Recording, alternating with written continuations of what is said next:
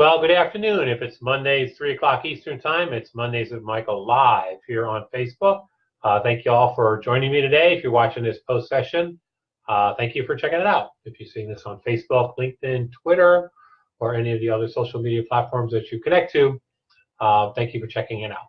As always, please connect with us on those platforms. We have quite a bit now on our YouTube channel. So if you go to our website, trainingsolutions.com, scroll down to the bottom of the page and click to our YouTube channel. We do archive all of these.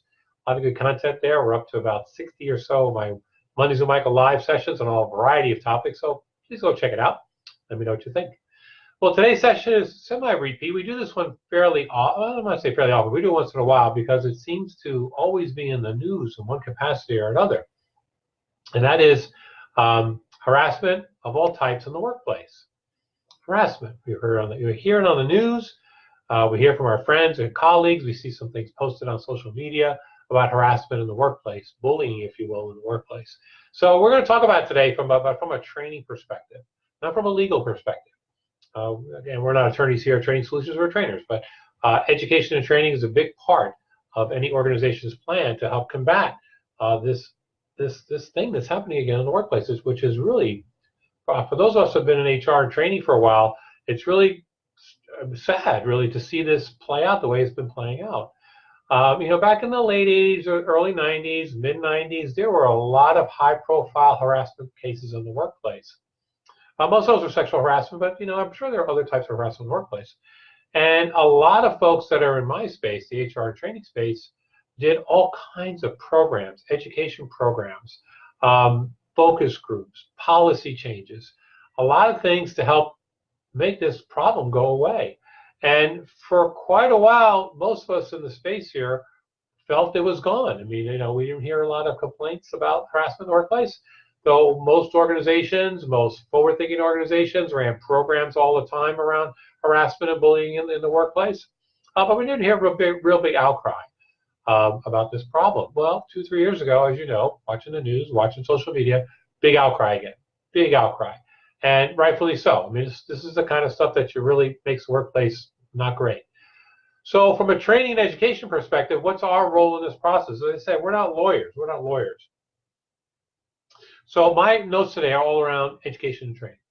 How do we, from an education and training perspective, those of us who work in HR and training, what is our role in ensure that a harassment-free or bully-free workspace is available to our employees? Because we want them to feel comfortable when they come to work in the morning. We don't want them to worry about Johnny down the hall or maybe Mary around the corner in the lunchroom. We shouldn't have to worry about their bosses doing something untoward to them day in and day out. Employees need to work in a safe place. Let's be honest; they're more productive working in a safe place. So how do we get to that place? So as I said, we heard from our clients regularly about this, and there are really three parts for us, three parts of this education process. First, you have to have a policy. You have to have a policy. Now, most harassment is really based on two premises. If you talk to lawyers, they'll tell you this. It's either a quid pro quo harassment. You do this for me, I'll do this for you. So you can just imagine what would do this for me is, but you do this for me, I'll do this for you. You get the promotion, you get the raise, you get the time off, whatever that is. Quid pro quo. But what we really see the most of is what we call hostile work environment. That the work environment itself is just uncomfortable and harassing to work in. And this could be jokes, emails, pictures, anything that's hanging in the office or talked about in the office or talked about the water cooler or talked about in the locker room at work. It's just the environment itself is hostile. So where can you find a policy? Well, most large organizations who have legal counsel, this is something that they work on all the time. You should have a policy. But for a lot of our clients, small, mid-size, what can you do to make sure you have a policy? Well, we recommend a couple of places. One is the EEOC, Department of Labor. If you go to their website, you can download kind of generic policies that you can tweak. If you're an SHRM member or SURE member, they have great content and great resources for you to build your own. And if you're a member, they'll help you build your own policy in the organization. So first is to have a policy and to distribute that policy, hopefully through an education process to your employees. But the second thing you need is a process. When something does occur, what is the process internally for your organization to investigate that claim, give due process to both sides, and to really come up with a process so that at the end you can make a determination about what really happened, and if someone needs to be held accountable, that person or persons need to be held accountable. And how can you create this harassment-free environment? And then the third part of it for us on the education and training side is education and training. People have to know what it is and what it isn't. A lot of our employees do this in employee orientation, this type of harassment training. So if somebody new comes onto the organization, they know exactly what's expected of them and what is something they are not allowed to do. For those of you who hire a lot of millennials, we're finding that a lot of millennials are coming off the college campus, really need to be schooled here. There are a lot of things that happen on the college campus. We don't want to talk about it here today on Mondays with Michael Live, but you can only imagine those things can't happen in the workplace. And somebody needs to tell these folks when they come in orientation that this is the way we behave in the workplace. There should be training, ongoing training for employees, just to update them on policy and processes. But you really need to train your supervisors and managers, those who manage other people, not only their responsibility in general of keeping a harassment-free workplace, but their legal responsibility on keeping an harassment-free workplace. They are your eyes and ears. And by law, if they see something, they need to report something. So if they need to report something, what is their processes in reporting something to HR or even senior management? So it's very, very important that you make this part of your supervisory skill training. We get asked by clients all the time to help them think through a leadership program or a supervisory skill program. Obviously, we use DISC and a lot of the tools that we offer clients, but we always recommend that there's a session somewhere along the line in their training that teaches them harassment in the workplace, what it looks like, how to deal with it, how to handle an investigation, and how to report something. The managers are responsible, and this even goes higher than the managers. We work with a lot of HR directors that tell us that this type of behavior actually starts at the senior level, that the senior level managers of organizations tolerate this kind of behavior, either within that group or they tolerate it with their managers. And it's kind of like, it's just them having fun at workplace. No more. You have to draw the line. And if you have this conversation at the senior level of your organization, you need to have it at the senior level of the organization.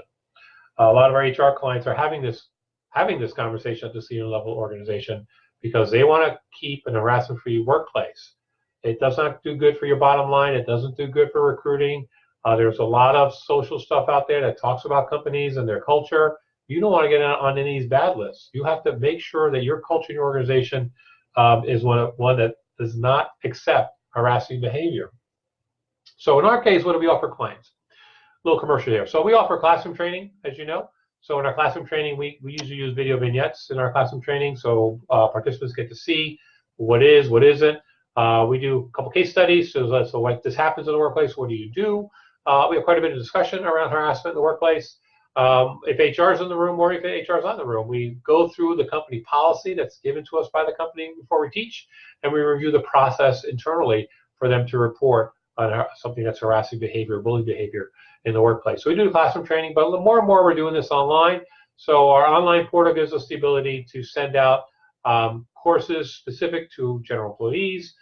We have courses specific to managers. We also have courses specific to California and New York because they have more laws in those states around harassment and what to do. So we have those programs also and for managers and for employees. So if you live in those states and you work in those states, your companies in those states, we do work with companies to make sure those programs are out there. But we have a portal that we can push courses out to right from my desktop, and we can track it for you. You don't need to get your hands involved in this. You can outsource it to us, and we'll do it all for you. Let me give you a little commercial for next week's session. I will put a couple links in where we're watching this to our portal, so you can go in and take a look at some programs. But our session next week is all about, we're going back to DISC, and it's all about the comparison reports. How can you use comparison reports, compare my DISC style to your DISC style in a positive way so that we can work better together, so that the team works better together. So there'll be some information that we'll put out before that session, but that session will be next Monday. So I'm going to wrap it up here. So again, if you need information on harassment training, let us know. But thanks for hanging out. Thanks for listening. This is Mondays with Michael Live here on Facebook. Everyone have a great week. Take care.